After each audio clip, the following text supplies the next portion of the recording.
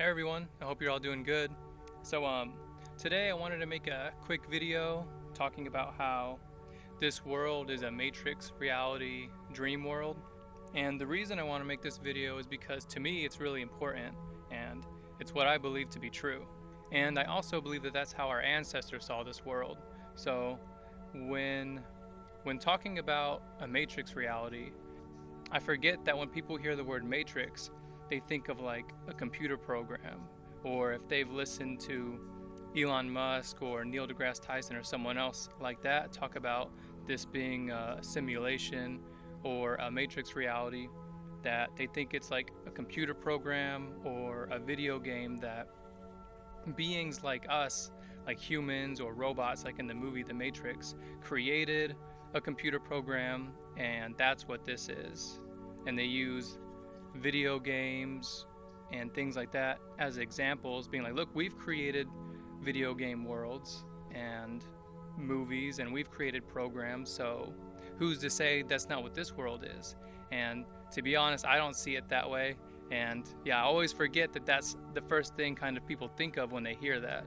So I'm going to talk about how I see it and how I believe the ancients saw it as well. When people talk about this reality, calling it a matrix or a 3D video game reality, and use computer programs or video games as examples and say, look, if we can make these seemingly 3D, real, physical worlds, then who's to say we aren't in one that people or machines or something like that created? And to me, that's a bad comparison, and they're missing the fact that we have consciousness and we have souls. So if you use games like Sims or Grand Theft Auto or even RPG games, it's like, yes, those look like humans and it looks like their reality is real or physical, but the characters don't have souls or consciousness of their own.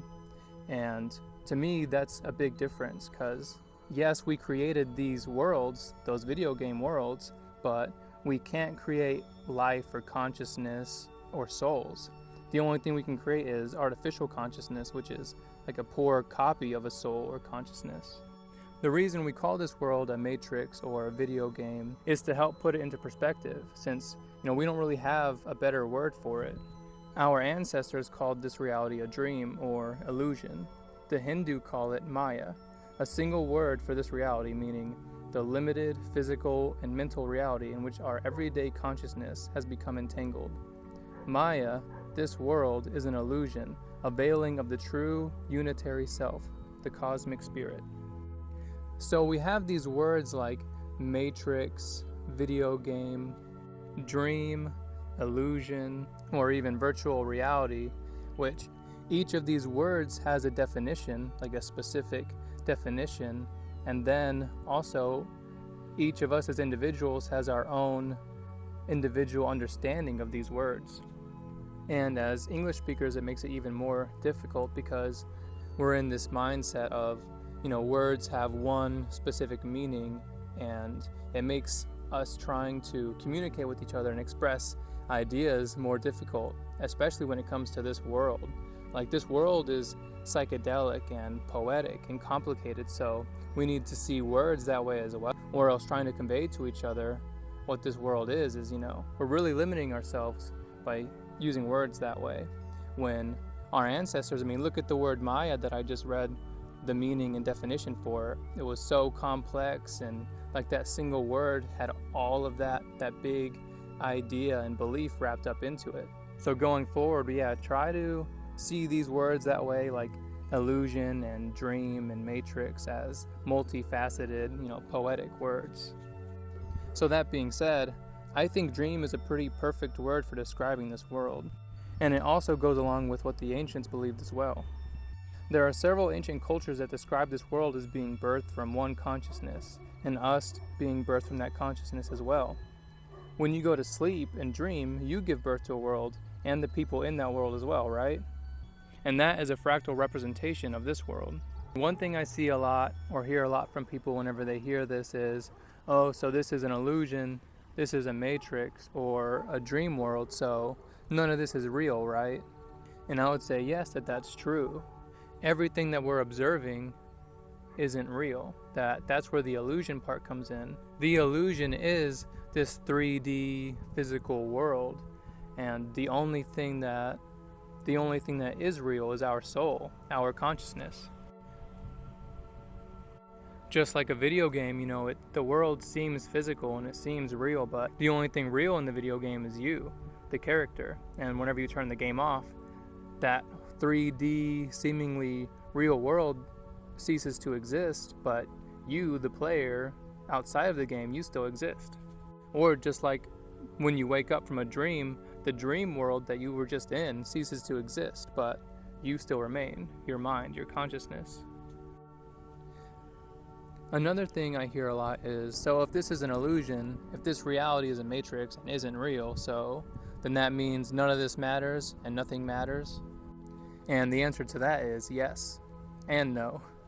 I would say that matter doesn't matter. The only thing that matters is us, our soul. The definition of matter even says this. The definition says, matter is physical substance in general, as distinct from mind and spirit. So that goes along with what our ancestors believed. This world is a spiritual and magical world. We're told that this world, this existence is random or an accident, which is wrong.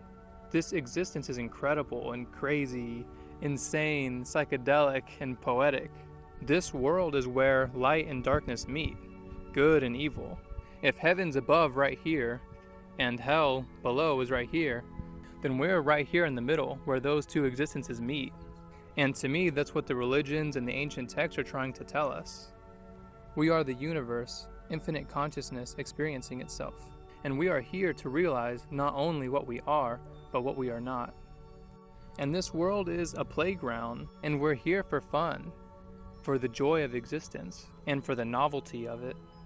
I used to listen to Alan Watts a lot, and there was this amazing thing that he said. He said, if you were an infinite, all-understanding, all-knowing being, so you knew everything and you were immortal, what would you wish for? He said, well, you'd wish to be surprised. And to me, that's such a good summary of this world. That's why we come into this world not knowing anything, not knowing who we are and what we are.